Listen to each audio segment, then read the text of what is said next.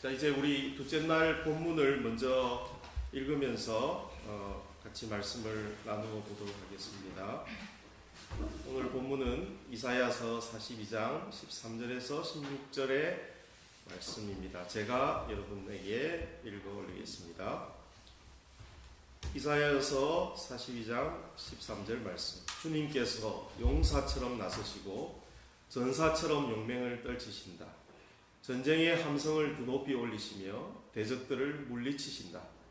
내가 오랫동안 조용히 침묵을 지키며 참았으나 이제는 내가 숨이 차서 헐떡이는 해산하는 여인과 같이 부르짖겠다. 내가 큰 산과 작은 산을 황폐하게 하고 그 초목들을 모두 시들게 하겠다. 강들을 사막으로 만들겠고 호수를 말리겠다. 눈먼 나의 백성을 내가 인도할 것인데 그들이 한 번도 다니지 못한 길로 인도하겠다. 내가 그들 앞에 서서 암흑을 광명으로 바꾸고 거친 곳을 평탄하게 만들겠다. 이것은 내가 하는 약속이다. 반드시 지키겠다. 아멘. 하나님의 말씀이었습니다. 어제 소리가 잘 안 들려요?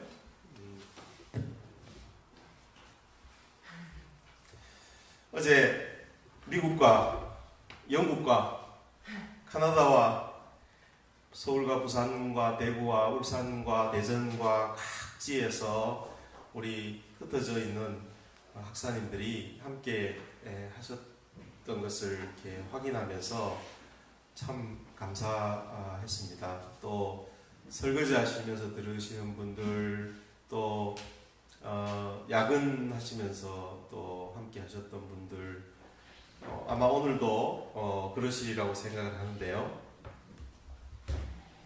아마 오늘 불금이라서 또 다른 바쁜 일들이 많으셔서 그 바쁜 일들로 또 함께하지 못하시는 분들이 있을 수도 있고 그렇습니다만은 이렇게 1년에 한 번 혹은 1년에 몇 번이라도 이런 방식으로 학사님들과 함께 시간을 가질 수 있다면, 또 이렇게 서로 연결될 수 있다면 얼마나 감사하고 기쁜 일인지 알 수가 없습니다. 사경회라는 이름을 붙였지만 어제 제가 초도에 말씀드린 대로 정통의 성경을 풀어내는 그런 강해 설교를 하지는 않겠다고 말씀드렸습니다. 오히려 복음 선포의 목적이 하나님이 통치하신다는 하나님의 이야기가 어떻게 설교자인 저의 이야기와 또 우리들의 이야기와 연결되는지 그것을 통해서 우리가 함께 삶과 은혜를 나누기를 원하고, 그래서 저는 오히려 지금까지 제가 살아왔던 삶의 이야기를 중심으로 하나님의 말씀과 연결하여 이야기를 하겠다고 그렇게 말씀을 드렸습니다. 그것은 아마 이렇게 학사님들과 떨어져 있다가 갑자기 만나는 이 두 번의 기회를 통해서 이렇게 너무나 큰 주제, 시대를 사는 그리스도인이라는 주제를 다루어야 한다는 부담감 때문에 오히려 그럴 수 있을 것 같습니다. 우리가 매주 만난다든지 그러면 차근차근 본문을 풀어내는 그런 강해 설교도 의미가 있을 것입니다만은, 또 하나 우리가 서로 연결되는 이 매체가 유튜브라는 매체이기 때문에 또 생활하시면서 또 갑자기 또 아이가 들어와서 밥을 해내라 하면 또 밥하러 가셔야 되고, 또 뭐 기타 여러 가지 일들이 생길 수 있잖아요. 그래서 제가 일부러 강조를 위해서 비슷한 말을 곳곳에 배치를 했습니다. 그러니까 가운데 안 듣더라도 또 어디 들으면 그 이야기가 앞에 했던 이야기이기 때문에 놓치지 않고 그 이야기를 들을 수 있지 않겠나, 그런 생각 때문에 반복을 합니다. 그래서 쭉 처음부터 들으시는 분은 왜 이렇게 지 목사, 지간사가 저렇게 반복을 많이 할까, 그렇게 의구심을 가지실 수 있는데 약간은 전략적이라는 사실을 여러분들이 좀 이해해 주시면 좋을 것 같습니다. 오늘은 시대를 사는 그리스도인, 어제 시대의 문제를 다루면서 새로운 상상이 필요하다는 이야기를 했다면, 오늘은 그리스도인을 생각하면서 은유의 의미에 대해서, 은유가 우리에게 주는 지혜에 대해서 한번 생각해 보기를 원합니다. 이번 사경회를 이렇게 시도한 문제의식을 이런 문구로 표현했습니다. 교회가 주변화되고 있는 상황 속에서 우리는 어떻게 교회로 살아갈 수 있을까? 이런 상황 속에서 하나님 나라 운동이라고 말하는 것이 무엇을 말하는지 잘 모르겠는데, 그 때문에 무력감 속에서 혹은 냉소감 속에서 살아가고 있는데, 우리는 어떻게 이 가운데서 생명력을 얻을 수 있을까? 이게 이번 사경회를 시도한 문제의식인데요. 오늘은 어떻게 생명력을 얻을 수 있는가 하는 이 문제에 집중을 해보려고 합니다. 어제 기억하십니까? 어제 우리는 탈교회 혹은 가난한 성도로 표현되는 교회의 실패, 교회의 붕괴, 교회의 주변화에 대해서 이야기를 했습니다. 굉장히 위기의식도 느끼고 불안을 느끼겠지만 저는 그렇게 제안했습니다. 이 시기는 새로운 상상력을 통해 접근하게 될 때 오히려 전기가 될 수 있는 시기다. 그래서 이런 시기를 리미널리티라는 어려운 용어도 사용했고, 경계 시기다. 어떤 지점에서 어떤 지점을 넘어가는 그 중간 단계에 있는 시기이고, 이 경계 시기를 통해서 새로운 커뮤니타스, 공동체가 생성된다면 그 공동체를 통해서 뭔가 새로운 일이 일어날 것이다. 이걸 이스라엘이 성전 시대에서 성전이 무너진 시대로 넘어가는 바벨론 포로 시대, 유배의 시대, 유배의 이미지를 통해서 우리가 좀 묵상을 해 보았습니다. 어제 우리가 묵상한 그 이미지, 은유가 바로 유배라는 이미지였죠. 그런데 아시다시피 코비드19라는 것은 2019년에 시작됐으니까 2019년 말에 시작되었던 것으로 이해되는 이 코비드19가 2020년 초부터 우리 한국에 영향을 미치게 되지 않습니까? 그래서 이 감염병으로 인한 범세계적인 혼란이 지금까지 어제 이야기하듯이 20세기 말 21세기 들어서 계속 누적되고 있는 이런 문제의식을 더 심화시키고 확실시키겠다는 것이죠. 그래서 교회가 사회에서 주변화되는 이 현상이 감염병 확산을 막기 위해서 사회 전체가 노력을 하고 있는데, 일단의 교회나 혹은 이단들 있죠. 신천지, 사이비 교회들 때문에 교회 주변의 현상은 더 심각하고 더 확대되어서 세상 사람들은 신천지, 이단하고 일부 교회를 서로 구별하지 못하니까요. 그래서 이것을 단순히 사이비 교회의 문제라고만 치부할 수 없게 되어버렸습니다. 사실 우리가 잘 아는 대로 전 세계적으로 보수주의, 근본주의 기독교의 지도자들이나 추종자들은 이 감염병이 음모가 있는 것이다. 교회를 사회적으로 격리시키기 위한 음모가 있는 것이다. 이 음모론적 관점을 가지고 접근했고요. 그래서 잘못된 신학적인 확신과 또 우리 집단을 보호해야 되겠다는 자기 집단 보호 본능으로 인해서 아주 근시안적인 그런 처신들을 되었습니다. 이걸 통해서 기독교 복음의 위상이 점점 더 떨어뜨려졌지요. 심지어 지금까지 의식 속에 하나님 나라에 대한 관점 속에서 공공선을 위하여 희생적 사랑으로 살아가는 성도들의 의식 속에 이러다가는 우리가 다 같이 공멸하겠다, 이러다가는 다 같이 무너지게 말 것이다 하는 그런 일종의 무력감과 냉소주의가 가져오게 된 것입니다. 사실 이런 코비드19가 있기 직전까지 기독교는 사회에서 계속해서 목소리를 높이고 자신의 위상을 되찾아야 한다는 때늦은 자의식으로 헛발질을 해왔던 것이 사실입니다. 어제 이야기한 대로 현재 우리의 상황이 유배 상황이라는 것을 받아들이지 못하고 교회가 중심부가 아니라 주변부에 있다는 사실을 일부러 잊으려는 사람들이 급한 마음으로 원래 우리가 중심부에 있어서 원래 교회가 사회에 힘이 있어서 이전 상태로 문제를 돌리려고 애를 써왔습니다. 군사작전 같은 것이든 아니면 기업의 경영 원리와 같은 것이든 이전에 하던 방식으로 교회를 더 열심히 하는 방식으로 문제를 되돌려 놓으려고 애를 써왔습니다. 주일학교가 무너졌다, 청년들이 무너졌다, 교회가 점점 숫자가 줄고 있다. 이걸 더 열심히 하려면 옛날에 우리가 어떻게 했느냐, 옛날에 이런 식으로 했으니까 더 열심히 옛날 방식으로 해보자, 그렇게 해왔던 것이죠. 그런데 코비드19가 와가지고 이런 모든 노력들을 한 방에 아무것도 아닌 것으로 만들어 버렸습니다. 바꿔 말하자면 이전에 그렇게 강조하던 예배당 중심의 기독교 신앙생활을 탈피하라는 메시지는 감염병 예방을 위해서 사회적 거리두기를 적극적으로 해야 하는 상황 속에서 자동적으로 그리스도인의 삶과 의식에 아주 체화되어 버렸습니다. 주일날 교회 안 가면 큰일 날 것이다, 하나님으로부터 벌을 받을 것이다 생각했는데 주일날 교회 안 가고 집에서도 예배를 드릴 수 있네? 큰일이 안 나네? 라는 생각이 들기 시작하는 것이죠. 그래서 의식이 바뀌기 시작했어요.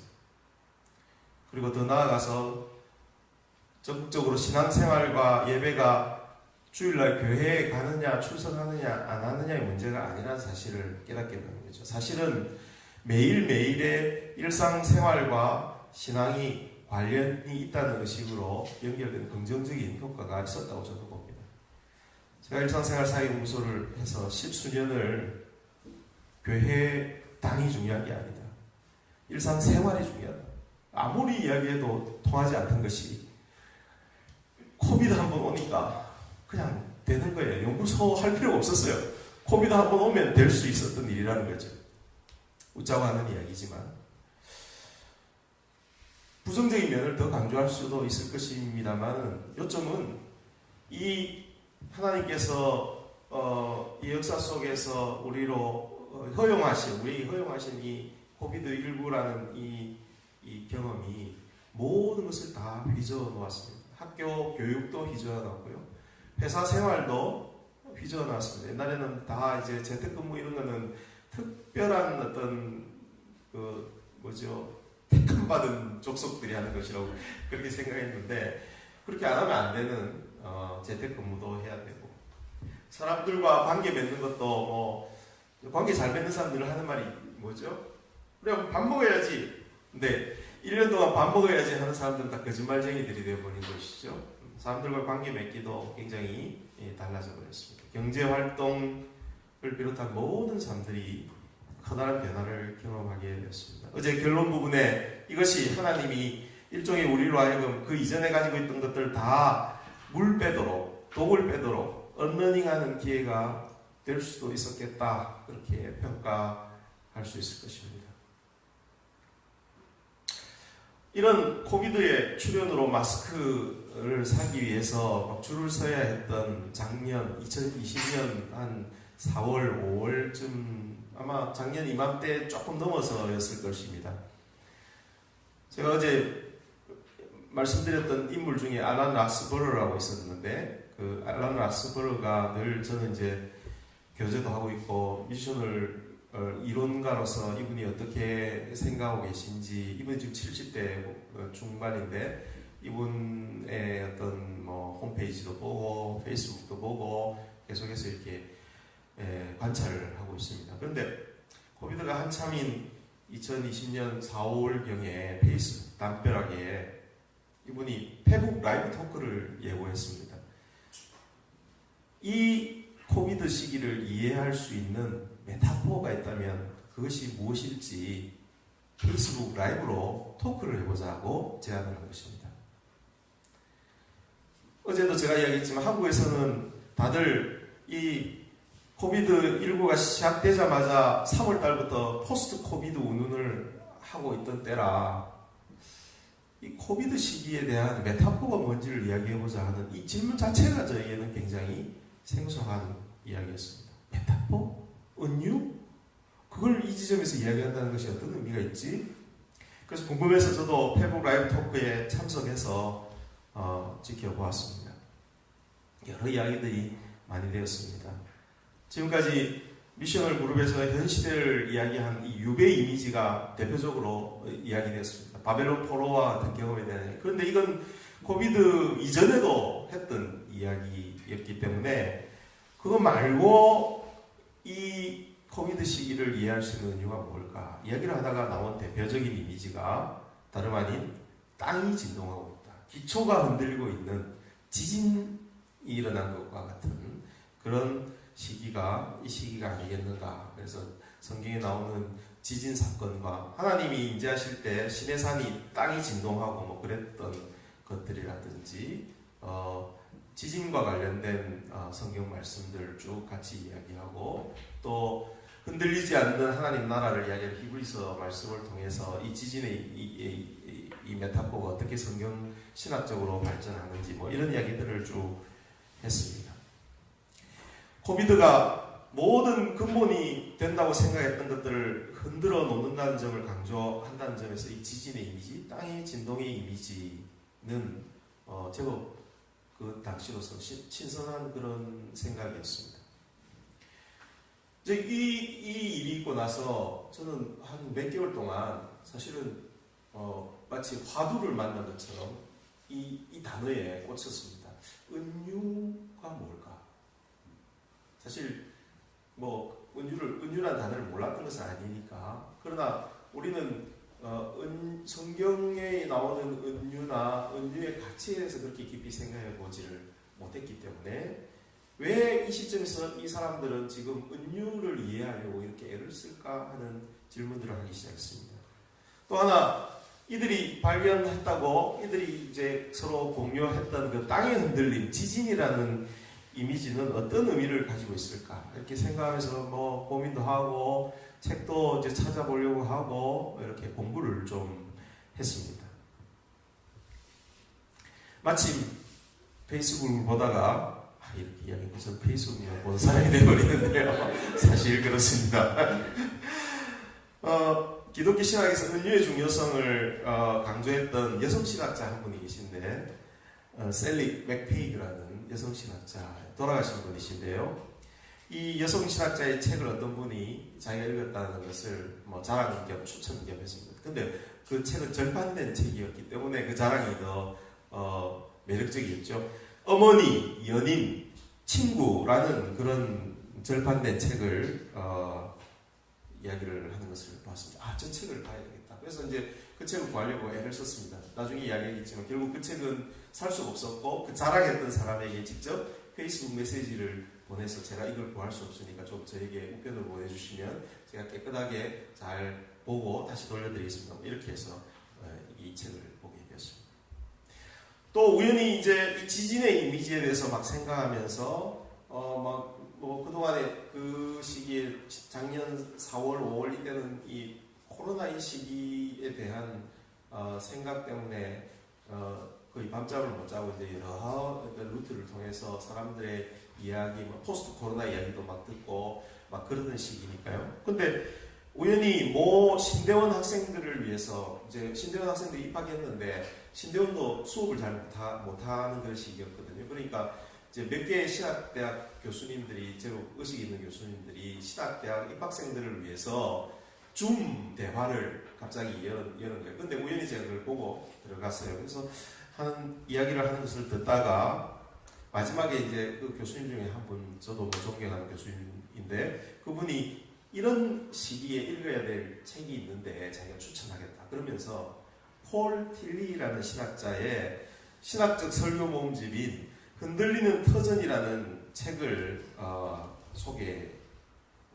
그래서 제가 또 그 책을 찾기 시작했습니다. 그 책도 절판된 책인 것을 발견해가지고 그걸 페이스북에 이 책을 가지신 분 이렇게 해서 아마도 지금 이 설교를 듣고 있는 우리 학사인 이명희 목사님을 통해서 그 책을 제가 구하게 되었던 것이죠. 그래서 그걸 이 두 책을 가지고 생각과 묵상을 하면서 한 몇 개월을 보내고 일상생활사역연구소 매달 1일에 발간하는 일생사연이라는 소식지가 있는데 10월 소식지에 그 결과를 짧게 글로 썼던 것이 있습니다. 그래서 그 부분은 좀 제가 한번 읽어보겠습니다. 우선 은유에 대한 이야기입니다. 은유에 대한 책은 책을 보여드리겠습니다만은 셀리 맥페이그라는 여성 신학자가 쓴 어머니, 연인, 친구, 부제는 생태학적 핵시대와 하나님의 새 모델이라는 책인데요. 이 책은 지난 세기까지 가부장적 성경 읽기와 신학 학위를 탈피하기 위한 새로운 은유와 새로운 모델을 검토하는 내용입니다. 지금 제가 썼던 글을 그대로 읽고 있습니다. 그래서 이해를 그렇게 해주시기 바랍니다. 이 책을 구하기가 힘들어 페이스북 지인에게서 겨우 빌려서 복사해서 읽기 시작했는데 우리 시대를 살아가기 위한 신학을 하기 위해 시대에 뒤떨어지거나 억압적인 은유와 모델을 탈피하고 실험적이고 발견적인 시도를 해야 할 필요에 대해서 그리고 구체적으로 여성주의적인 모델을 통해 새로운 상상력으로 신앙을 이해하고 하나님의 몸으로서의 세계 속에서 어떻게 그리스도교 신앙의 복음을 드러내야 할지를 공부하는 책이었습니다. 이 책의 모든 논지에 다 동의하지는 않는다 할지라도 오늘 새로운 시대를 위한 새로운 상상력을 도전하는 좋은 책이었습니다. 새로운 시대를 위한 새로운 상상력, 어제 했던 이야기인데 그런 이야기를 벌써 지난 10월 달에 제가 썼었습니다. 그 다음에 그 글에 지진과 땅의 흔들림에 대한 이야기도 이렇게 썼습니다. 폴 딜리가 쓴 신학적 설교집인 흔들리는 터전은 코로나 시기를 이해하기에 필요한 메타포의 은유를 찾는 작업 중에 지진 혹은 진동과 같은 은유를 채용할 근거를 제공해주는 책이었습니다.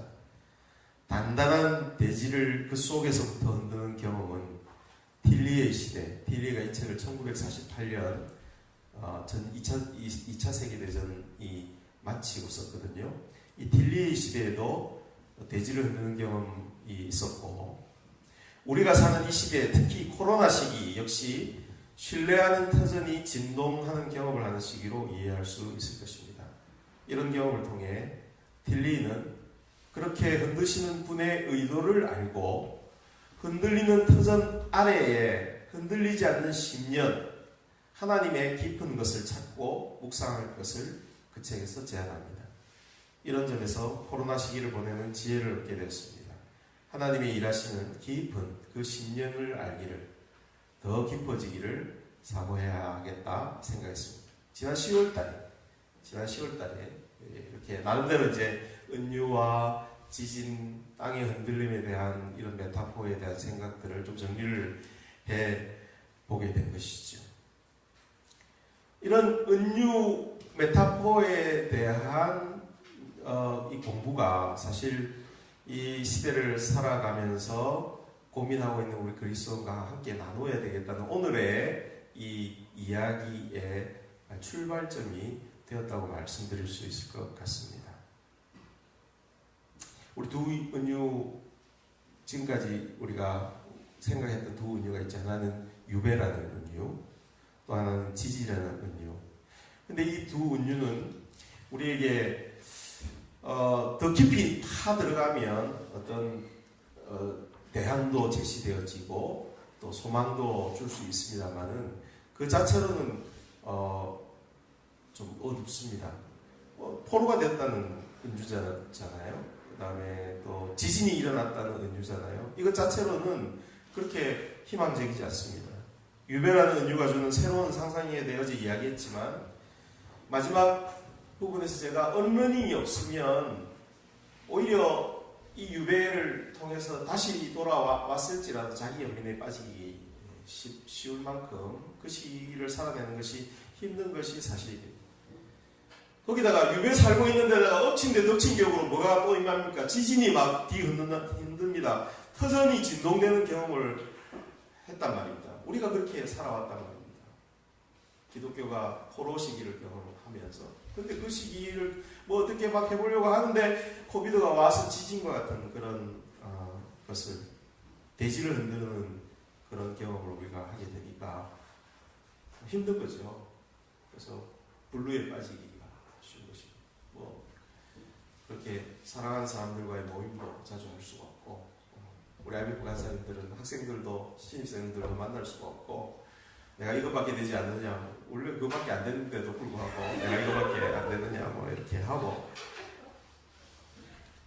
유배의 이미지, 지진의 이미지 다 좋다 이거예요. 지금 이 시기를 이해하는데 다 좋은 이미지란 말이에요. 근데 좀 우리에게 생명력을 줄 수 있는 이미지는 없느냐 이게. 좀 더 우리에게 생동감을 주고 소망을 주는 그런 은유는 없을까?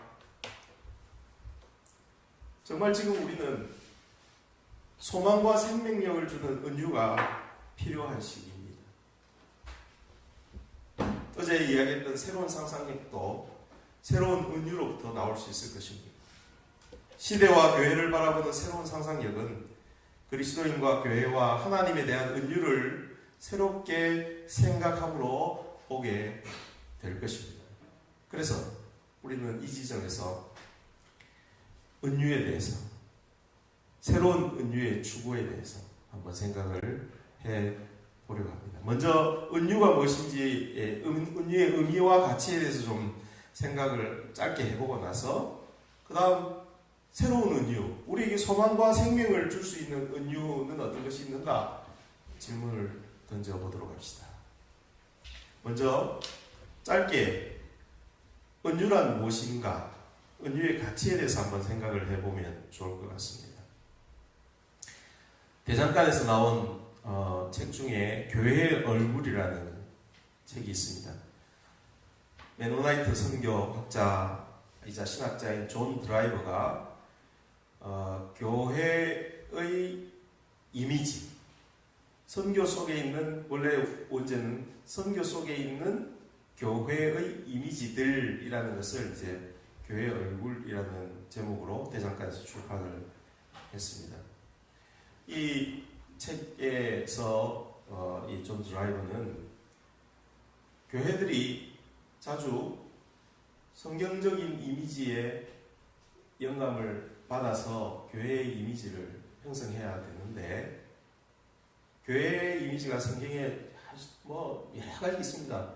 여기 이 책에서도 12가지 이미지, 교회에 대한 이미지를 이야기를 하고 있지만 그 12가지 이상의 이미지들이 있는데, 그 중에 마음에 드는 것 한 가지를 딱 들고 있다든지, 아니면 아예 성경에 나오는 이미지를 생각하지 않고 자신의 시대에 유행하는 이미지들, 예를 들면 제국, 로마 제국에 있으면 제국의 어떤 이미지, 중세의 봉건 영주 세계 속에 있으면 그 봉건 영주와 노예들과의 관계의 이미지, 그 다음에 뭐 현대로 나오면 기업의 비즈니스 모델, 군대 모델, 컨트리 클럽 모델, 심리치료 모델, 쇼핑몰 모델, 카페테리아 모델, 뭐 이런 자기가 편리하게 생각하는 이미지를 교회에다 갖다 붙인다는 것이죠.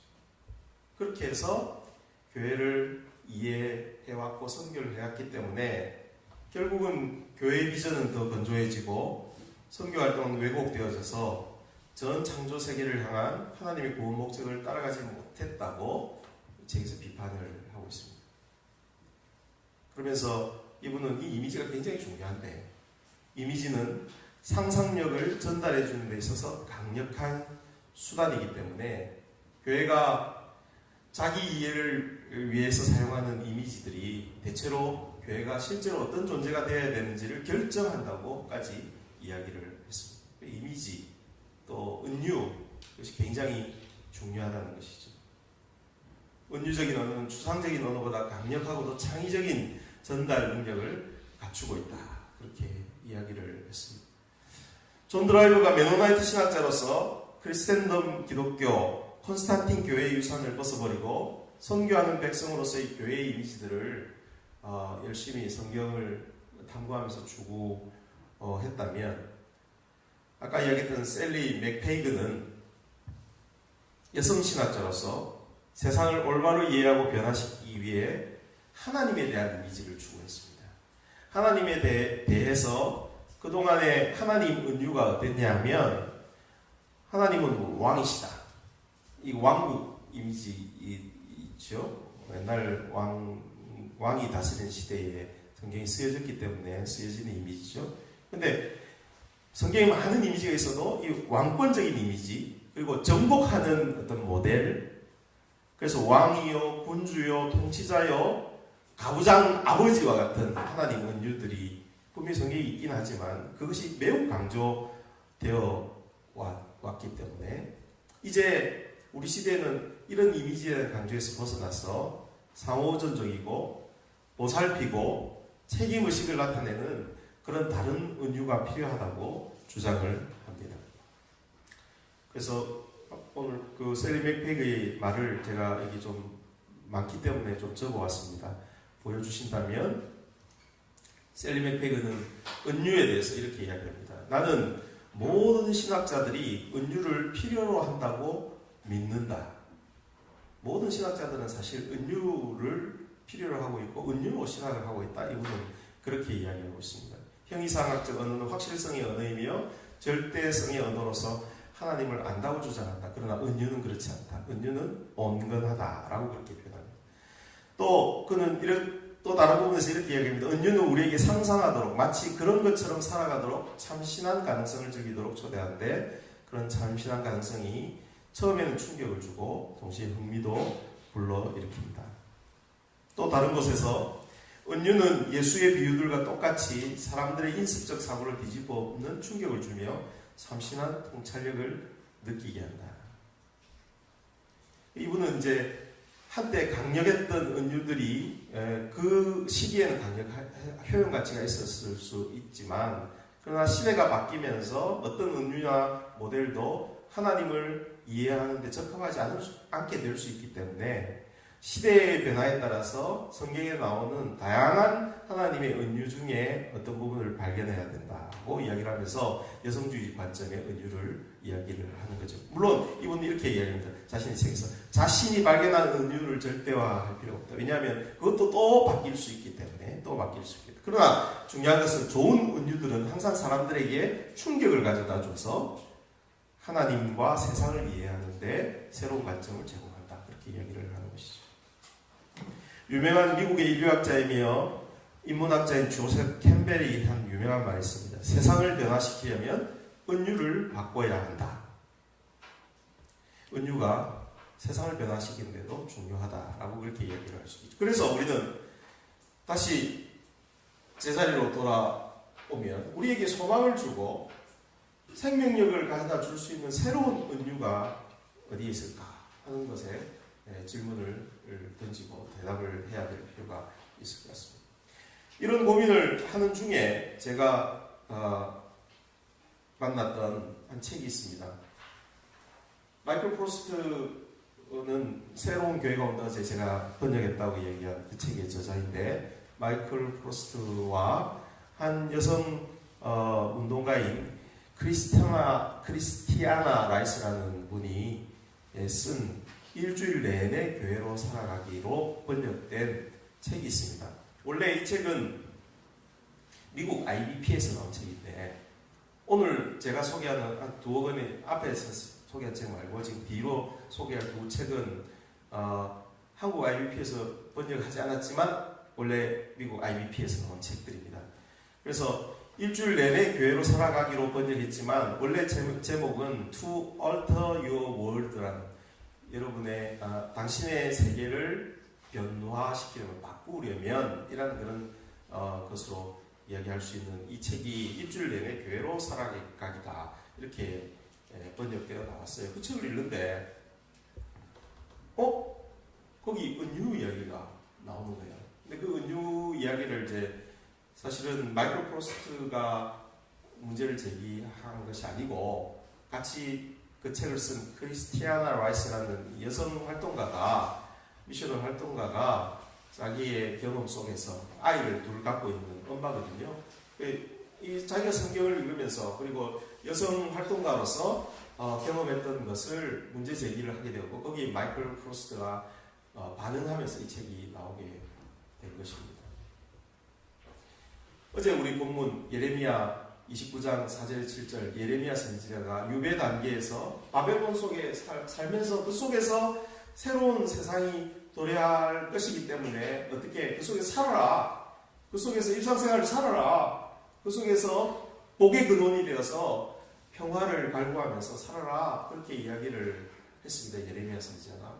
근데 그 예레미야 선지자와 동시대 혹은 예레미야 선지자를 이어서 다른 선지자 이사야가 나타나서 오늘 읽었던 우리 본문 이사야 42장 본문에서 하나님으로부터 오는 비전을 고대하고 사는 하나님의 백성들이 이제 70년 후에 돌아가야 될 거 아닙니까? 돌아가는 그 시기에 대한 비전을 구체적으로 이야기하는 장면이 이 이사야 40장 이후의 장면이고, 특별히 이사야 42장 이 본문인데, 이 본문에서 우리가 생각하던 그동안의 하나님에 대한 이미지와는 너무나 다른 충격적인 이미지로 하나님을 묘사하는 것을 보게 됩니다. 물론 그 본문 자체에는 하나님에 대한 익숙한 이미지도 있습니다. 그게 13절이죠. 주님께서 용사처럼 나서시고 전사처럼 용맹을 떨치신다. 전쟁의 함성을 드높이 올리시며 대적들을 물리치신다.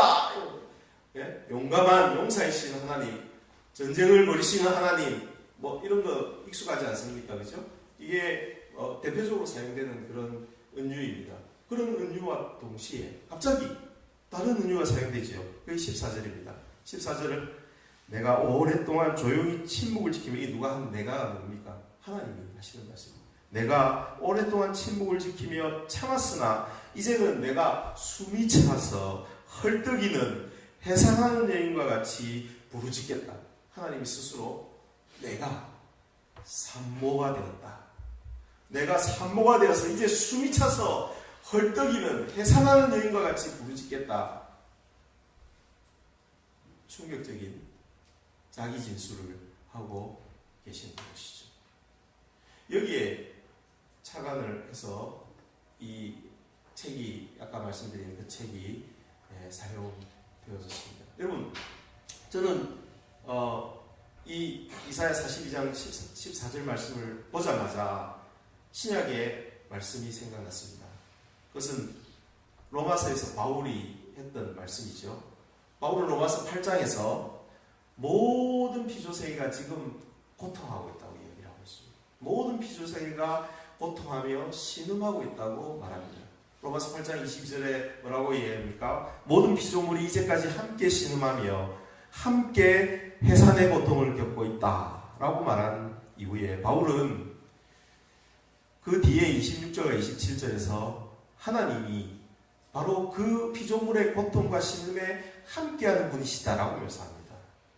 바울이 이렇게 이야기하죠. 이와 같이 성령께서도 우리의 약함을 도와주십니다.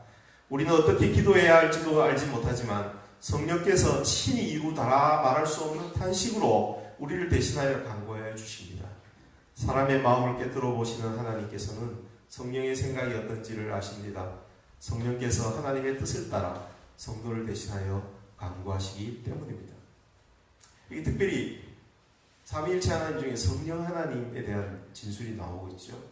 성령께서 친히 이루다 말할 수 없는 탄식으로 우리를 대신하여 간구하여 주시는 것. 이게 이사야에서 어떻게 묘사되고 있어요? 이사야에서 묘사되고 있는 은유, 산고를 치우고 있는 여인처럼 헐떡이며 신음하고 있는 모습과 연결되는 것이죠. 산모가 산고를 치는 이유는 분명합니다. 왜 산모가 산고를 칩니까? 그것은 새로운 생명이 탄생할 것이기 때문입니다. 마침 오늘 우리 아침에 시신 말씀을 묵상할 때 그 말씀이 요한복음 16장이었는데 예수님께서 어디로 가시는지에 대한 이야기를 내가 어디로 간다, 너희가 그 길을 안다, 이렇게 막 이야기를 하니까 그 이야기를 듣던 제자들이 헷갈려 하는 거예요. 예수님이 가신 길을 모르겠는데, 전망이 밝지 않은데 두려운 거예요. 불안해요. 그래서 제자들에게 기쁨과 생명력이 사라졌다고 오늘 본문이 이야기합니다. 그 제자들에게 예수님께서 요한복음 16장 21절과 22절에서 이렇게 이야기하십니다. 여자가 해산할 때에는 근심에 잠긴다. 진통할 때가 왔기 때문이다. 그러나 아이를 낳으면 사람이 세상에 태어났다는 기쁨 때문에 그 고통을 더 이상 기억하지 않는다. 제가 아침에 말씀 묵상하다 놀랐습니다. 오늘 저녁에 내가 하려고 준비했던 말씀을 오늘 아침 큐티 묵상할 때 이렇게 이야기하시면 저는 어쩌라고요? 너무 감사합니다. 저를 인정해 주시는군요. 그래서 페이스북에 막 썼더니 우리 전임 간사 출신 형제가 밑에다가 제 아내가 하는데요, 그 진통을 잊어버리지 않고 기쁘긴 기뻐도 나중에 또 그 진통이 기억난다고 그렇게 썼더라고요. 어쨌든 지금 너희가 근심에 쌓여있지만 내가 다시 너희를 볼 때는 너희의 마음이 기쁠 것이며 그 기쁨을 너희에게서 빼앗을 사람이 없을 것이다 라고 예수님께서 제자들을 그 불안과 불확실 속에서 두려움 가운데 있는 제자들을 격려하시는 장면을 보았습니다. 산고의 결과는 생명이고 그것으로 인한 기쁨일 것입니다. 지금 예수님께서 비유로 은유로 말씀하신 이 해산할 때 근심에 잠긴다는 이 비유는, 이 은유는 예수님께서 가셔야 할 십자가의 길을 묘사하는 것이라고 볼 수 있을 것입니다. 이사야의 산고를 겪고 계신 하나님, 요한복음의 십자가라는 이 해산의 고통을 앞두고 계신 예수 그리스도, 로마서의 피조물의 고통과 함께 탄생하고 계신 성령, 성삼위 하나님께서 모두 해산하는 여인처럼 헐떡이며 부르짖고 계시는 것, 이것이야말로 하나님의 백성들이 겪는 모든 형태의 두려움과 불안 속에서 여전히 생명을 낳으시고 기쁨을 낳으시고 일하고 계시는 하나님에 대한 적절한 은유요 이미지인 것입니다. 마치 유배된 하나님의 백성 이스라엘처럼 오늘날 교회를 이해했던 우리는 이 코비드-19 시기를 겪으면서 더 깊은 균열을 경험하고 대지를 흔들리는 경험을 하면서 절망에 빠져있는 셈입니다. 그런데 이 산고를 겪고 계신 하나님의 은유는 이 모든 절망과 고통, 이 모든 혼돈과 악의 바로의 존재를 그대로 안고 품고 해산하는 여인처럼 고통 속에서 신음하고 계시는 분이시라는 말이죠. 그리고 또 동시에 그 신음과 산고를 통해서 새로운 희망을 낳으시고 새로운 생명을 낳기 위해서 지금 애쓰고 계시는 분이시다는 사실을 우리로 생각하게 합니다. 바로 이런 은유의 이해야말로 우리에게 새로운 희망을 주는 것이고 생명력을 가져다 주는 것일 것입니다. 하나님이 산고를 겪으시는 분이시다. 그렇게 이해하니까 지금 우리가 겪고 있는 모든 당혹스러움 이것들 하나님께서 다 품고 계시고 지금 우리와 함께 같이 고통을 겪으시는 것이죠. 하나님이 산고를 겪는 산모라면 그럼 우리는 무엇입니까? 그것에 대해서 우리가 지금 이야기를 해볼 차례입니다. 우리가 반드시 알아야 할 것이 있습니다. 이 새로운 희망은, 이런 새로운 생명의 탄생은 우리가 낳는 것이 아닙니다. 산모가 아이를 낳는 것이죠. 산모는 하나님이십니다. 우리는 산모 옆에 있는 자들입니다. 우리가 애쓴다고, 우리가 재촉한다고 서둘러 새로운 희망이 탄생한다든지 새로운 생명이 탄생하는 것은 아니라는 점을 우리가 알아야 합니다. 생명을 잉태한 산모가 적절한 시간, 충분한 시간을 인내한 이후에야 보통 9개월, 10개월이라고 얘기하지 않습니까? 그에야 새로운 생명의 탄생을 경험하듯이 새로운 희망 역시 인내가 필요한 법입니다. 우리가 그것을 앞당길 수 없습니다. 마이클 프로스트와 라이스는 우리의 임무는 분만실에서 하나님과 함께하며 하나님의 일에 동력하고 우리의 전략과 방법으로 새 세상을 가져올 수 있다는 생각을 멈추는 것이다 라고 이야기를 합니다. 그들은 우리의 임무는 산모를 돕는 산파의 임무라고 이해했던 것이죠. 일주일 내내 교회로 살아가기 그 책에서 마이클 프로스트와 라이스는 그동안 교회가 계속해서 세상을 변화시키려고 노력했다는 거예요. 그래서 세상을 변화시키고 세상에 생명력을 넣기 위해서 무진 애를 많이 썼다는 거예요. 적극적으로 교회를 개척하고 부흥과 성장이라는 접근을 통해서 특정한 혹은 도덕적인 이슈나 윤리적인 이슈를 천명하고 정치적인 과정에 구체적으로 참여하는 접근을 하면서 뭔가를 변화시키려고 애를 썼다는 게 그 제목이 To alter the world, your world 아닙니까? 세상을 변화시키기 위해서 막 애를 썼지만 사실 따지고 보면 그 애를 쓴 결과가 별로 없다는 거예요. 그 모든 노력에도 불구하고 현재 젊은이들은 교회를 떠나고 있고, 그리고 그 젊은이들이 교회를 떠나는 문제는 젊은이들의 문제가 아니라 교회가 사회를 향한 전투적인 자세를 버리지 못하고 계속해서 교회는 사회의 중심이 되겠다고 바락바락하는 거기에 문제가 있다라고 이들은 진단합니다. 지금 교회가 세상에 어떻게 매력 있게 다가갈 것인지, 그래서 어떻게 다시 옛날의 그 영광과 영화를 회복하고 사회의 중심에 우뚝 설 것인지, 세상이 필요로 하는 교회로 어떻게 다시 변화될 것인지 여기에 골몰하는 것이 우리에게 중요한 것이 아니다. 이분들이 주장하는 것은 지금 그 일을 하시는 분은 출산하고 계시는 하나님이시다. 지금 하나님께서 어떤 세상을 출산하고 계시는지 물어봐야 한다라고 이분들이 이야기를 하고 있습니다. 이 진단이야말로 교회의 존재 이유를 하나님의 선교에서 찾고 있는 미션을 교회의 핵심인 것입니다. 하나님의 선교가 무엇입니까?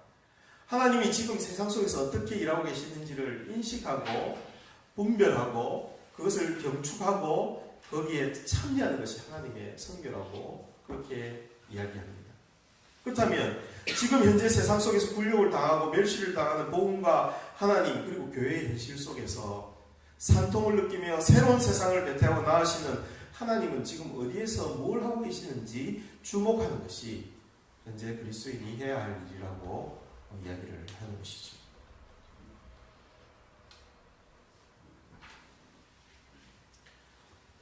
근데 사람들은 이 하나님이 지금 어디서 뭘 하고 계시는지에 대해서 관심을 기울이고 삼모이신 하나님이 어디서 지금 생명을 탄생시키기 위해서 진통하고 계신지에 대해서 집중하지 못하는 세 가지 이유가 있다라고 이야기를 합니다. 첫 번째는 기독교를 주일에만 국한시키는 이것 때문에 삼위 하나님에게 집중하지 못한다. 많은 사람들이 교회를 떠나는 이유는 그리스도를 따르고 세상을 변화시키는 소명이 교회에 있다. 주일에 기초한 사역에 있다라고 생각하기 때문에. 그래서 뭔가 교회를 떠나서는 뭔가 무슨 일이 일어나는지에 대해서 관심이 없는 거예요. 그러니까 하나님이 지금 어디서 진통을 겪고 계시고 어디서 새로운 것들을 창조하려고 하시는 것 같습니까? 사실 교회를 넘어서서 뭔가를 하고 계시는 하나님에 대해서는 볼 수가 없는 것이죠. 하나님의 다스림은 교회를 넘어 이미 현존하고 있습니다. 우리는 교사로서, 회사원으로서, 주부로서, 일용 노동자로서, 공무원으로서, 군인으로서, 취업준비생으로서, 혹은 학생으로서 우리 일상생활 속에서 하나님의 다스림을 경험하게 되고 우리 일상생활에서 하늘 뜻이 땅에서 이루어지는 것을 하늘과 땅이 만나는 것을 경험하게 되면 교회 안에서뿐만 아니라 교회 밖에서 우리가 만나는 사람들과 우리 일상생활 속에서 교회를 다니지 않는 사람들이나 교회를 떠난 사람들과 함께하는 가운데 거기서 일하고 계시는 새로운 생명을 탄생하시는 하나님을 봐야 하는데 그걸 보지 못하는 것은 기독교를 주일에만 국한시키고 있기 때문입니다. 두 번째 그걸 보지 못하게 하는 것은 세상을 변화시키겠다고 하면서 힘을 사용하려고 하는 어제 그 컨스탄틴 방식이라고 그랬잖아요. 이 식민주의식 방법론을 계속해서 교회를 갖고 있기 때문에 그렇다. 교회가 늘 가르칠 것이 있다. 교회는 뭔가 줄 것이 있다. 시혜적인 태도. 그리고 교회 안과 교회 밖을 우리와 저들을 구분하는 이런 태도들. 이런 의식들을 통해서 우리는 하나님의 일하심에 귀 기울이기보다는 자신의 전략이나 자신의 힘을 더 의지할 수밖에 없게 된다는 것이죠. 세 번째는 뿌리 없는 교회입니다. 식민주의식 교회가 물리적으로 한 지역사회 안으로 들어가 그들의 이웃을 지배하는 경향이 있는 반면에 뿌리 없는 교회는 그 지역사회에 살고 있는 성도가 한 명도 없는 것을 특징으로 한다라고 이분들이 이야기하면서 교회가 지역 안에 뿌리 내리지 않고 있는 그런 교회 모습을 비판하고 있는데, 저는 이걸 읽으면서 오히려 교회가 지역에 뿌리를 내리느냐 안 내리느냐 문제가 아니다. 이미 우리들은 다 뿌리를 내려 살고 있다. 어디서? 자기 직장에서, 자기 동네에서 다 뿌리를 내려 살고 있는데, 그 뿌리를 내려 살고 있는 일상생활에서 괴리되어서 뿌리를 뽑아서 어디서 그걸 하나님이 일하시는 걸 보라고 합니까? 교회 갖다 놓고 교회에 모여가지고 그 교회가 있는 지역을 어떻게 변화시키겠냐. 그 사람은 다른 데서 지금 직장생활하고 있는데 그 사람이 이 교회에 와서 이 지역을 뭐 어떻게 해야 되겠다고 이야기하는, 현재 내 거주지, 내 일터에 이미 뿌리를 내리고 살고 있다는, 그리고 거기서 일하시고 거기서 산구하시는 하나님의 소리에 귀를 기울이지 못하도록 하는데 문제가 있다. 그렇게 저는 생각을 했습니다. 세상을 바꾸는 것과 관련하여 자주 쓰는 언어가 다 사실은 매우 군사적인 언어입니다. 승리, 쟁취, 분투, 파이팅! 뭐 이런 거 있잖아요. 그러나 이런 은유를 바꾸어서 산모이신 하나님을 돕는 산파라는 은유를 사용한다면 우리 주변부에서 약한 자로서 하나님의 변화시키시는 생명의 능력을 경험하고 동참하는 그런 좋은 그런 계기가 될 수 있지 않겠나. 산파는 실제로 자기가 출산하지 않습니다. 이것이야말로 하나님의 세상을 변화시키는 하나님 나라와 하나님의 생명에서 매우 중요한 것이죠. 생명을 낳는 주체는 우리가 아닙니다. 생명을 낳는 주체는 하나님이십니다. 하나님이 구원의 실제를 이 유배된 세상, 땅이 흔들리는 것 같은, 지진이 일어난 것 같은, 기반이 무너진 것 같은 이 코비드 상황 속에서 출산하고 계시고, 우리는 그 출산하는 새로운 생명의 탄생이라는 그 기적을 목도하고 경축하고 그 기적을 돕는 일에 동참하도록 부름받은 산파들이죠.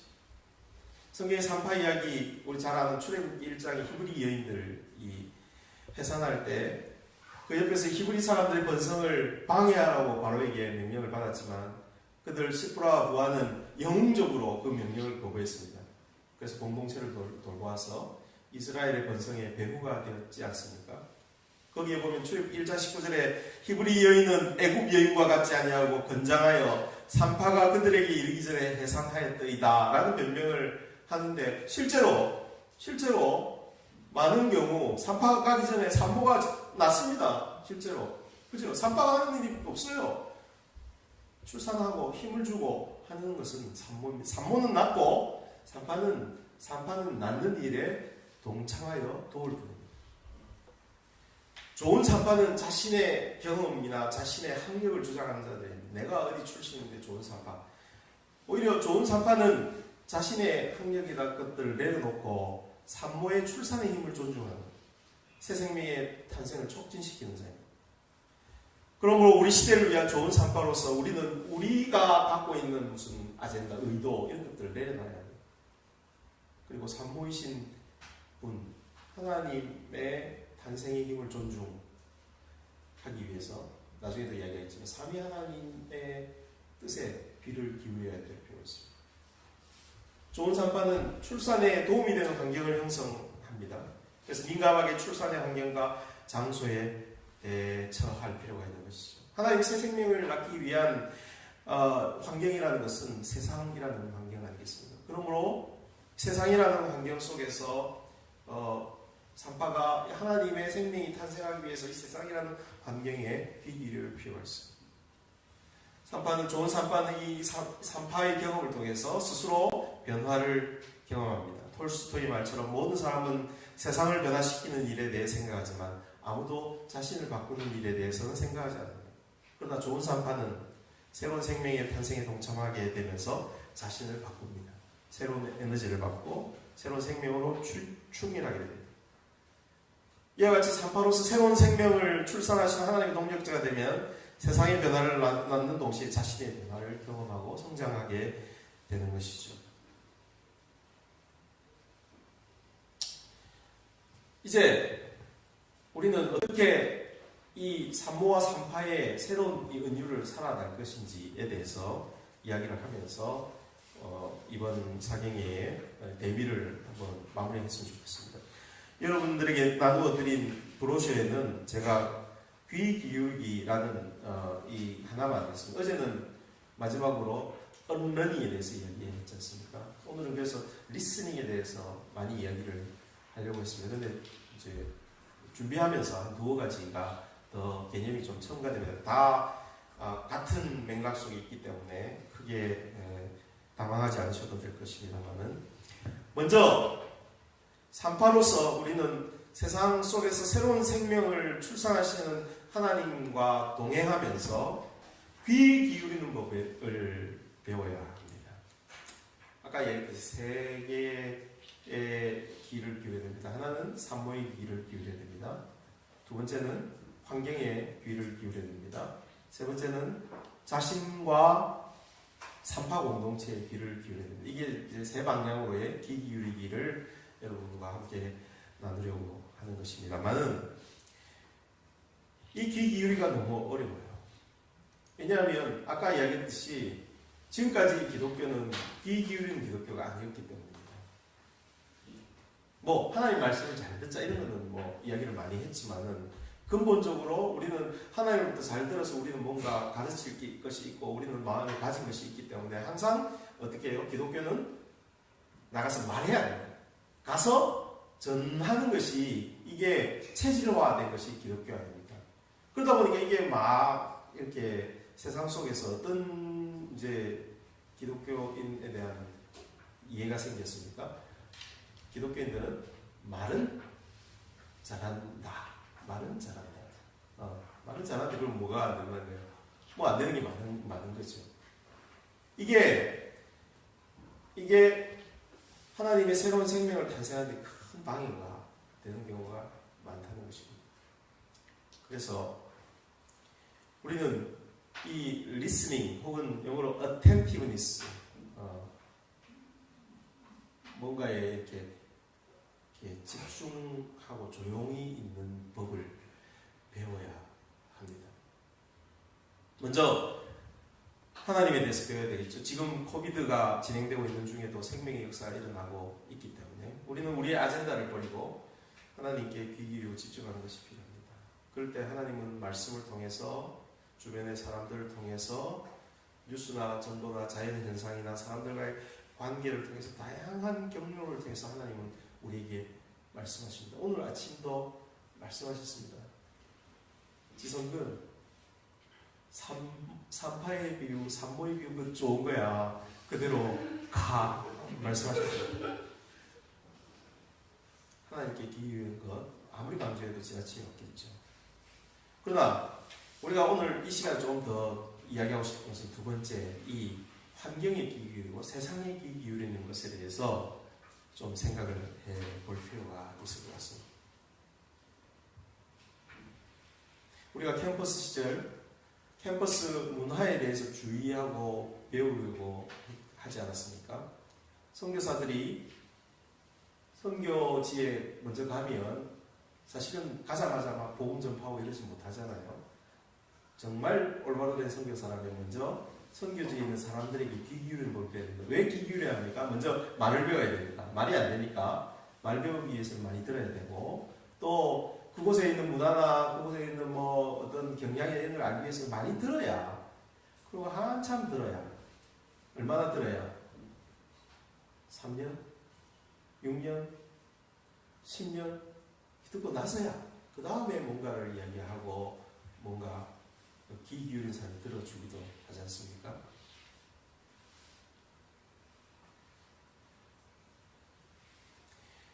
그렇기 때문에 우리는 세상 속에서 특별히 이 교회가 수치를 당하고 어려움을 겪고, 특히 교회를 다니고 또 그리스도인이라고 하는 사람들에 대한 오해가 많은 시기에 우리가 해야 할 일은 세상 사람들에게 귀를 기울이고 있는 것입니다.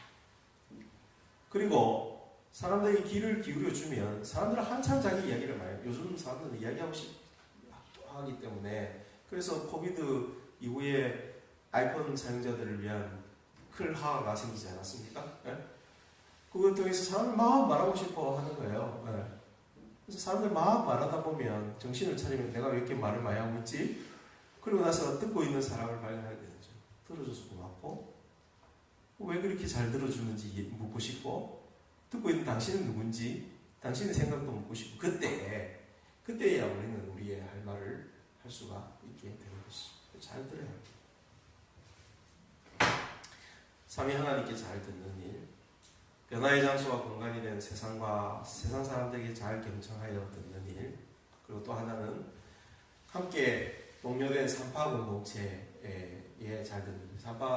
초심 산파는 아주 숙련된 산파에게 가서 자기가 경험했던 것들을 이야기해놓고 모르는 것들 물어보고 듣고 그렇게 하지 않습니까? 이게 사실 산파 공동체의 역할이니까 그것들도 우리에게 필요한 것이죠. 그래서 이 잘 듣는 일에 대해서 우리는 좀 생각해 볼 필요가 있을 것 같습니다. 두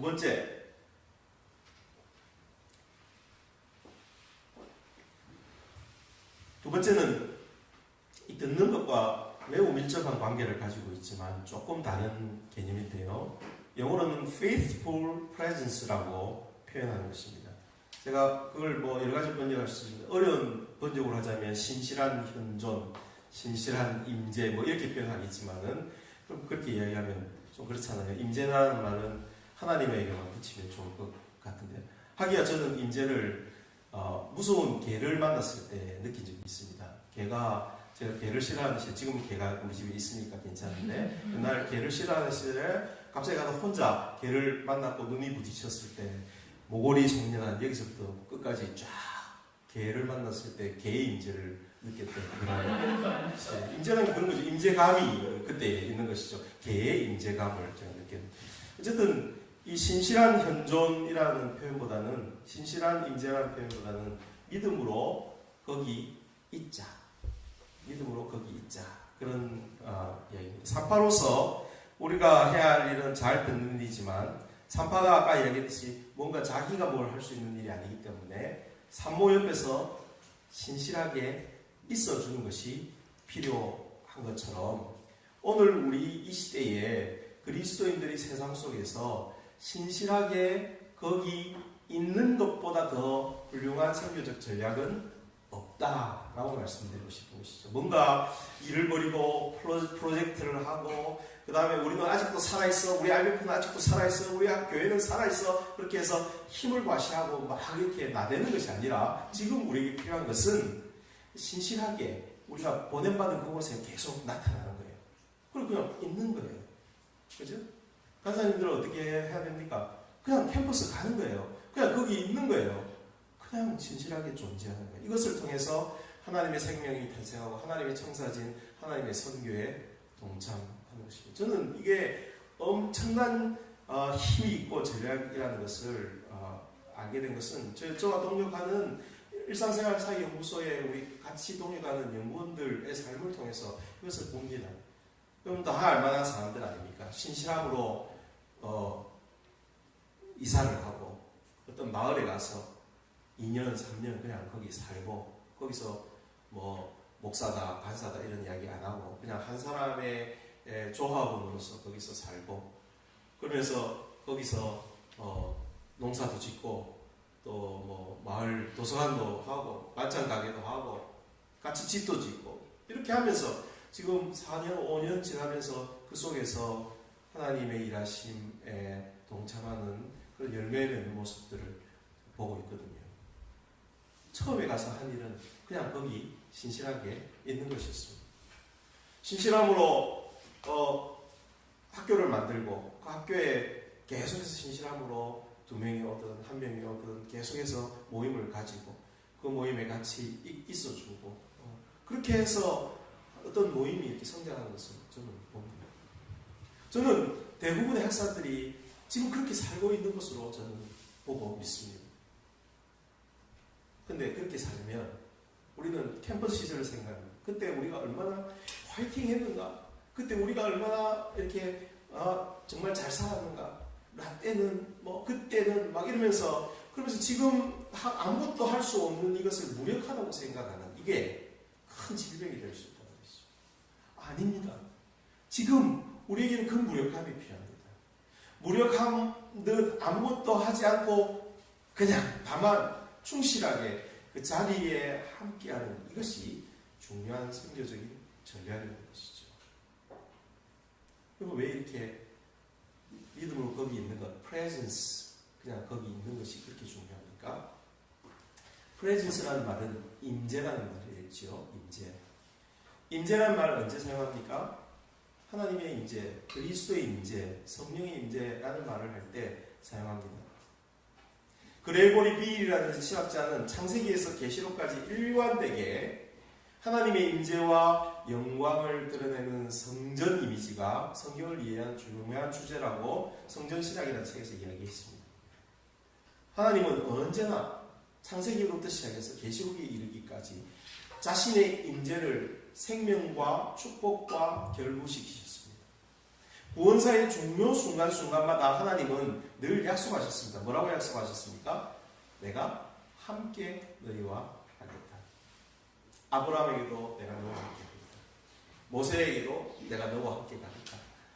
이스라엘 백성들이 죄를 범해서 내가 너 안 가겠다 이랬을 때 모세가 안 됩니다. 같이 안 가시면 나도 안 가겠습니다. 이러니까 그러면 내가 가겠다. 함께 하겠다. 여호수아에게 모세를 잃어버리고 큰 지도자를 잃어버려서 방황하고 있을 하나님의 백성들에게 여호수아에게 하신 말씀, 내가 너와 함께 하겠다. 신약에서도 우리는 잘 알고 있지 않습니까? 그 함께 하겠다는 하나님께서 예수 그리스도 이 땅에 보내시고 그 이름을 임마누엘, 하나님이 우리와 함께 하시다. 마태복음 18장 20절에 우리가 보았지만 두세 사람이 내 이름으로 모인 곳에 나도 그들 중에 있느니라 임재를 약속하셨습니다. 요한복음 13장에서 16장에서 그 담화 속에 예수님께서 자기가 이 부재하실 시간을 예고하면서 그러나 제자들에게 두려워하지 말라고 어떻게 하시겠다? 보혜사 성령을 너희에게 보내어서 보혜사 성령이 너희와 함께 하겠다. 마침내 마태복음 28장 19절과 20절의 대유임령에 볼지어다 세상 끝날까지 내가 너희와 함께 있으리라 라고 약속하십니다. 계시록에 새하늘과 새 땅이 왔는데 거기 성전이 없습니다. 왜냐하면 성전의 본질 하나님의 임재가 거기에 있기 때문이었죠. 산고를 치르시며 세상 속에서 생명을 탄생시키시는 삼위 하나님은 신실하게 이 임재의 약속을 지키시는 분이십니다. 그리고 우리로 하여금 그 임재를 드러내도록 하시는 분이십니다. 그래서 영어로 representation이라는 말이 있습니다. present, 임재를 재현하는 것. 우리는 어떤 자들이에요? 임재를 재현하는 자입니다. 우리가 그냥 아무것도 하지 않고 거기 신실하게 있으면, 그리고 그 앞에 신실하다는 말은 누구와 연관돼요? 하나님과 연관되니까 우리가 하나님과 연관되어서 우리는 하나님의 임재를 그곳에서 알게 모르게 드러내는 자들입니다. 우리는 누구의 형상, 누구의 이미지로 지음받은 자들입니까? 하나님의 형상으로 지음받은 자들이기 때문에 우리가 개인으로 있든 우리가 공동체로 있든 우리가 있는 그곳에서 누구를 리프레젠테이션 하는 자들입니까? 하나님을 리프레젠테이션, 하나님의 임재를 리프레젠테이션 하는 것, 하나님의 임재를 재현하는 것, 하나님의 임재를 대표하는 것이 제자들의 책무이며 제자 공동체의 책무인 것입니다. 다음 슬라이드를 보여주시면 여기 이 신실하게 임재하는 것, 믿음으로 그 자리에 그저 있는 것에 대한 이야기를 한 두 사람의 책이 있습니다. 버지니아 대학의 사회학 교수인 제임스 데이비슨 헌터는 새물결 플러스에서 나온 책 기독교는 어떻게 세상을 변화시키는가에서 이 신실하게 임재하기 전략을 얘기합니다. 이분은 그리스도인이기는 하지만은 신학자가 아니고 사회학자인데 미국 사회를 보면서 그동안의 미국 사회의 정치적인 참여를 통해서 세상을 변화시키려고 한다든지 아니면 문화전쟁, 낙태라든지 동성애 문제라든지 이런 문화 전쟁을 통해서 세상을 바꾸려는 기독교 전략이 있었지만 그것은 한참 모자라는 전략이었다. 오히려 진짜 세상을 바꾸는 전략은 신실하신 하나님의 임재 사역을 재현하는 faithful presence, 신실하게 거기 있는 전략이야말로 주로 메노나이트나 에나베피스트들이 보였던 전략인데요. 이것이 세상을 변화시키는 진정한 전략이었다라고 그렇게 이야기를 합니다. 이 분의 이런 주제의식을 가지고 와서 최근에 IBP에서 한 2년 전에 데이빗 피치라는 미셔널 활동가이면서 노던신학교의 교수인 이분이 제목 자체를 Faithful Presence라는 그런 책을 냈습니다. 그래서 어떻게 하나님의 임재가 그리스도인의 삶 속에서 드러날 수 있는지, 어떻게 공동체 속에서 삶에서 드러나는지를 이야기를 하고 있는데 저는 많이 도움이 됐습니다. 그러니까 여러분 뭐 아무것도 할 줄 모르고 뭐 할 것도 별로 없고 무력한데 있으라 하니까 있겠는데 그게 뭔데? 이런 사람들에게 이분은 7가지 하나님의 임재를 경험할 수 있는 어떤 영성적인 훈련, 제자도를 이야기를 하는데요. 재밌게도 이분이 이야기는 굉장히 제게 파워풀하게 느껴진 것이 이 7가지 임재라는 게 예를 들면 거룩한 성찬에 참여하는 것, 또는 서로 화평케 하는 것, 그 다음에 킹덤 기도, 왕국을 구하는 주기도문들을 통해서 킹덤 기도를 하는 것, 가난한 자와 함께 하는 것, 뭐 이런 7가지를 이야기를 하는데요.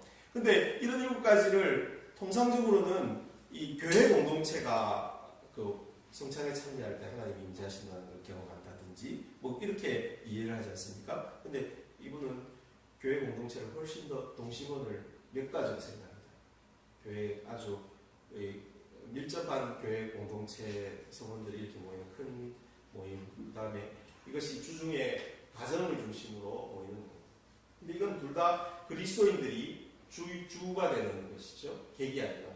근데 교회는 그것보다 더 넓게 퍼진다는 것이죠. 그래서 오픈 서클이 있는데 거기는 사실은 그리스도인들이 거기 주인이 아니라 객이라는 게스트가 되어서 거기 가서 임재하는 것이죠. 그렇다면 성찬이라는 것을 통해서 하나님의 임재를 경험할 수 있다면 그냥 교회에 모여서는 성찬을 하면서 그 임재를 경험하게 되겠지만은 오픈 서클에서는 어떻게 하느냐? 거기 있는 것이죠. 거기 있으면서 같이 커피를 마시거나 혹은 맥주를 한잔 하거나 혹은 실제로 식사를 나눌 때 거기서 객으로 있으면서 조용히 거기에 하나님의 임재를 스스로 있는 것이 임재니까 그리고 그 임재를 의식하고 거기 계속 있는 것이죠. 이분이 막 재밌는 이야기 많이 하는데 많은 사람들이 그 무슨 펍 같은 데 가가지고 이제 페이스북 프레젠스 하자고 하면 전도지를 품고 들어가자마자 한 10분 정도에 어떤 사람을 전도할까 이렇게 생각한다는 거예요. 제발 좀 그러지 마라. 제발 좀 그러지 마라. 한 3개월, 한 6개월은 그냥 가서 그냥 거기서 그냥 사람들 얼굴 익히고 그냥 그대로 있어요. 그 사람들이 계속해서 얼굴을 잊고 또 오메가로 대화하고 그런 과정들을 겪어서 나중에 기회가 오게 되고 그때 하나님께서 생명력을 탄생시키는 일들을 할 수 있다. 그렇게 이야기를 하는 것을 보았습니다. 또 하나 아마 그 자리에 함께 하시는 많은 분들 중에 어린아이들을 키우는 분들이 계실 텐데 저는 이 부분에서 저도 많이 뭔가 도전을 받았어요. 어린아이와 함께 할 때 예수님께서 거기 함께 하신다고 이야기하셨거든요. 마태복음 18장 1절에서 5절을 보면 또 누구든지 내 이름으로 이런 어린아이 하나를 영접하면 나를 영접하는 것이다. 어린아이를 영접하는 사람은 예수님을 영접하는 것이 되어버리는 거거든요. 그 어린아이가 있는 곳에 누가 있다는 거예요? 예수님이 있다는 이 생각을 내가 해본 적이 없는 거예요. 예수님이 어린아이와 자신을 동일시했다. 그러면서 이분은 이제 어린아이를 주일 사역으로 몰아세우고 어린아이를 없애는 것이 주님을 만나기가 좋다고 생각하잖아요. 어린아이는 누구한테 맡겨야 그 다음에 내가 주님과 만날 수 있다 이렇게 생각하는 이것이 잘못된 생각이라는 것이죠. 어린아이와 함께 있을 때 벌써 누구와 함께 있다는 거예요? 주님과 함께 있는 것이다. 오늘 우리 시대가 어린 이들에게 한편으로는 너무 매우 집착하고 막 애정을 퍼붓는 것 같지만 사실은 결코 예수님이 생각하시는 것처럼 어린 아이가 주님과 동일시된다. 어린 아이를 통해서 주님의 임재를 만날 수 있다고 그렇게 생각하지 않는다는 것이죠. 어린 아이를 우리가 있는 곳에 받아들일 때 우리는 예수님의 임재를 받아들이는 것이며 하나님이 일하시는 공간이 열리는 것이며 그 공간에서 그리스도 안에서 하나님께서 어린 아이들의 삶을 통해서 우리를 변화시킬 뿐만 아니라 성인들의 삶도 똑같이 변화시키신다. 이 어린아이를 예수님의 임재의 자리로 이해하는 이 관점은 지금 이 방송을 이 사경에 참석하고 있는 어린아이를 키우면서 지금도 잘 집중하지 못하고 고생하는 학사들에게 정말 매우 격려가 되는 관점. 여러분들이 키우고 있는 그 아이가 예수님의 임재의 자리가 될 수 있다. 때로 귀엽지만 대부분 귀찮고 그래서 그냥 교회의 어린이 부스에 떼박히면 마음이 홀가분하다고 생각하는 그 아이들.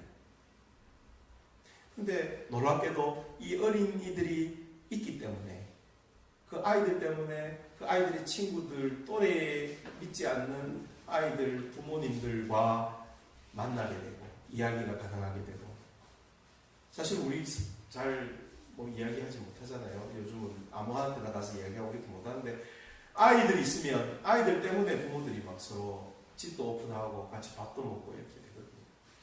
그것은 하나님의 임재를 어린 아이로 인해서 드러낼 수 있다. 좀 격가지로 나갔지만 하고 싶은 말은 이것입니다.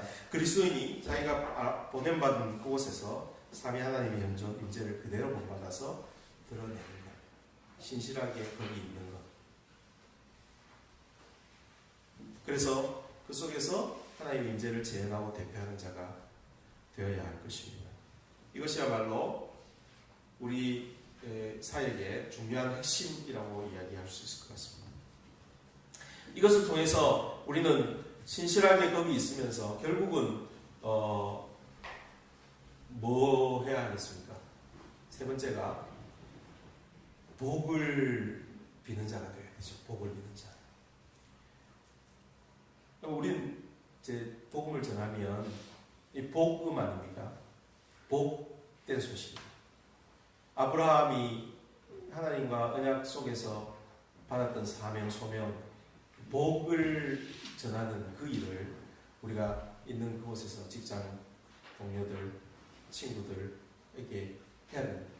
조용히 있다가 보자마자 하는 건 아니고 조용히 있다가 그렇게 해야 되는데 그걸 위해서 우리가 이미 복을 받은 자들을 아닙니까? 그러므로 어제 우리가 예레미야 29장 4절에 7절에 이야기한 것처럼 포로로 끌려간 그곳에서 그 유배지에서 아브라함의 언약의 성취를 맛보면서 그 도시의 안녕을 위해서 기도하는 것처럼 우리 주변을 위해서 신실한 임재 가운데 기도하면서 그들의 복을 빌고 실제로 말할 수 있을 때 그들에게 샬롬과 복을 비는 것이죠. 여러분, 저도 가끔씩 이제 잘 하거든요. 옛날 우리 작년에 무슨 기복신앙이 보였는데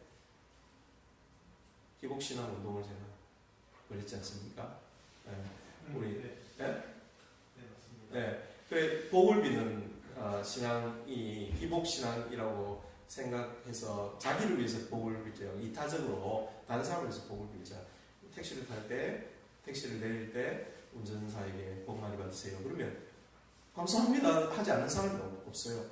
복 받으라는 소리에 별 나쁜 반응하는 사람이 없더라고요. 그래서 기회 되는 대로 우리는 주변에게 심판에 대한 메시지 물론 필요할 때 해야 되죠. 그러나 대부분 우리 시대의 사람들에게 우리는 조용히 그들 평안과 복을 비는 그런 도구가, 복의 통로가 될 수 있는 것입니다. 세 가지, 귀 기울이자, 그리고 신실하게 그곳에 있자, 그래서 임재를 드러내자, 그리고 복을 비는 자들이 되자. 이제 말씀을 맺겠습니다. 우리는 은유를 통해서 우리가 사는 시대를 이해해 보려고 했습니다. 센터의 자리에서, 중심의 자리에서 주변부로 물러난 기독교 시대를 우리는 유배라는 은유를 통해서 이해할 수 있었고, 그 다음에 코비드19를 통해서 모든 것들이 흔들리는 경험, 지축이 흔들리고 모든 기초가 흔들리는 경험을 통해서 지진의 은유가 우리에게 도움이 된다는 것을 보았습니다.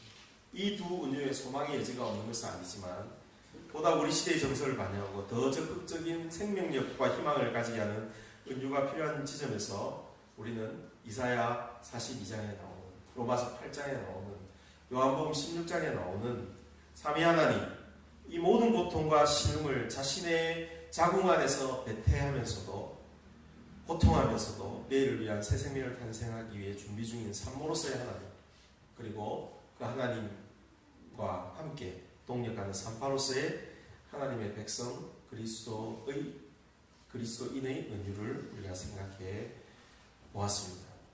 이 은유가 오늘 이 시대에 하나님의 선교에 동참할 수 있도록 우리를 격려해 준다고 저는 믿습니다. 겸손하게 하나님의 일하심을 참고 기다리며 잘 듣는 귀와 함께 담대함과 융통성을 가지고 여전히 새로운 생명의 출산을 위해 일하시는 하나님과 함께 우리 모두 동력하는 자들이 되어야 할 것입니다.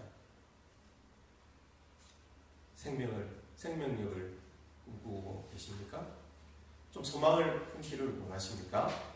그러면 산고를 겪으시는 하나님의 일하심을 묵상합시다. 오늘 요한복음 16장 말씀, 여자가 해산할 때는 근심에 잠긴다. 진노할 때가 왔기 때문이다. 그러나 아이를 낳으면 사람이 세상에 태어난다는 기쁨 때문에 그 고통을 더 이상 기억하지 않는다. 지금 너희가 근심에 쌓여 있지만 내가 다시 너희를 볼 때는 너희의 마음이 기쁠 것이며 그 기쁨을 너희에게서 빼앗을 사람이 없을 것이다.